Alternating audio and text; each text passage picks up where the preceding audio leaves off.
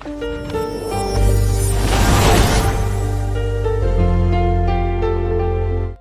मित्रों, मैं astro vastu researcher हस्तरेखा reader से संजीव। आज हम ज्योतिष शास्त्र में अंगारक योग मंगल राहु की युति के बारे में अध्ययन करेंगे कि यह आपकी कुंडली के किस भाव में है, यह योग बन रहा है जिससे अपने आप को आपको बचाने की आवश्यकता है, जिसकी हम पुष्टि हस्तरेखा और वास्तुशास्त्र से मिलन और पुष्टि जरूर आप उसे समझें और देखें। तो योग आपके कुंडली में, और अगर आपके पास कुंडली नहीं है तो वही योग आपके वास्तु में और वही योग आपके हस्तरेखा में बनने ही चाहिए, क्योंकि एनर्जी तीनों जगह एक ही रिफ्लेक्ट होती है। इस प्रकार हम हस्तरेखा, वास्तुशास्त्र और ज्योतिष शास्त्र तीनों के मिलन से यह डिसाइड कर पाते हैं कि हमारी कुंडली में मंगल का दोष, राहु की युति है या नहीं। मंगल नेतृत्व, शक्ति, अधिकार का कारक होता है। राहु से युति होने पर यह नेतृत्व हेतु लड़ाई झगड़ा, षड्यंत्र, कानून विरुद्ध कार्य, ग्रहण डालना, दुर्घटना की घटना को अंजाम देना, पकड़ने या बंधक बनाने के कार्य को करता है। मंगल कामी होता है। राहु की युति होने पर यह अनैतिक, समलैंगिक संबंध, कृत्रिम साधन या गलत विधि से सेक्स को आतुर होता है। दिन रात अपने विचारों में सेक्स से संबंधित सपने देखता है।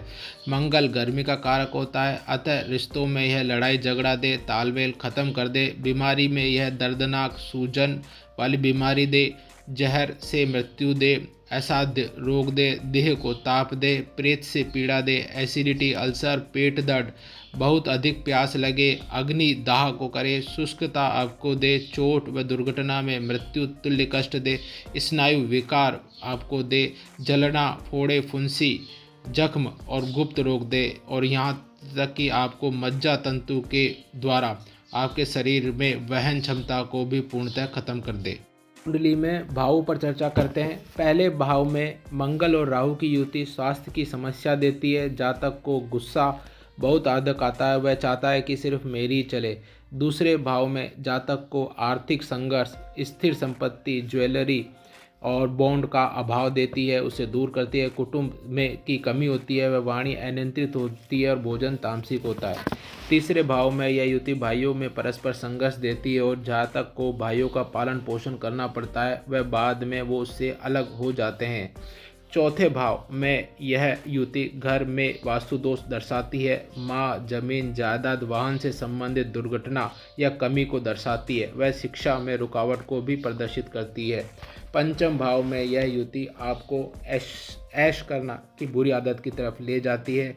आपको यहाँ पर गर्भपात व पुत्र से अलग कराती है। यहाँ पर आपको यह भटकाव व्यर्थ का ही दर्शाती है। छठे भाव में यह युति आपको शत्रुओं से परेशानी, कर्ज की समस्या, रोग देती है तथा यह आपको नौकरों से भी समस्या या पालतू जानवरों से भी परेशानी देती है। सातवें भाव में यह युति वैवाहिक जीवन को संघर्षपूर्ण बनाती है तथा व्यापार में भी घाटे को प्रदान करती है।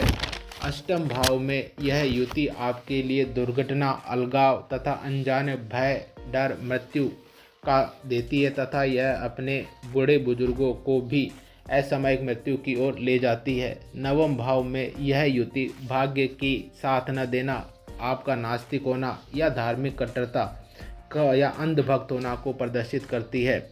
10वें भाव में कर्म भाव में यह युति आपके बहुत अधिक मेहनत करने के बावजूद भी अनुकूल परिणाम नहीं देती। पिता से भी यह वैचारिक मतभेद दिखाती है तथा नौकरी में भी यह जूनियर कर्मचारियों से टकराव की स्थिति दर्शाती है।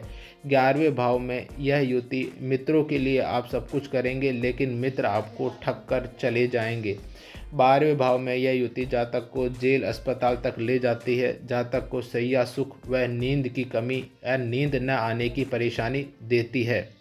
इसकी पुष्टि हम इस बात से कर सकते हैं कि हस्त रेखा में मंगल पर्वत से आड़ी रेखाएं निकलकर राहु पर्वत पर जाएं या राहु पर्वत से रेखाएं निकलकर मंगल पर्वत पर जाकर जाल, क्रॉस या दीप का निर्माण करें तो हम ये मानेंगे कि हस्त रेखा में भी देख सकते हैं कि हमारे हाथ में मंगल और राहु की युति से अंगारक योग बन रहा है। वास्तुशास्त्र में इसकी पुष्टि हम इस बात से करेंगे कि हमारे घर में मंगल कारक रसोई या जनरेटर अगर हमने दक्षिण दिशा, नैऋत्य दिशा में रखे हुए हैं तो वह वास्तु दोष पैदा करते हैं, और यदि शौचालय आग्नेय कोण में है तो भी वह मंगल राहु की युति अंगारक योग बनाते हैं। इसके अलावा शौचालय या लैट्रिन का एक साथ होना भी मंगल और राहु की युति को दर्शाता है। वह जिस दिशा में होंगे वह उसके अनुसार भाव के अनुसार शुभ या अशुभ फल प्रदान करेंगे।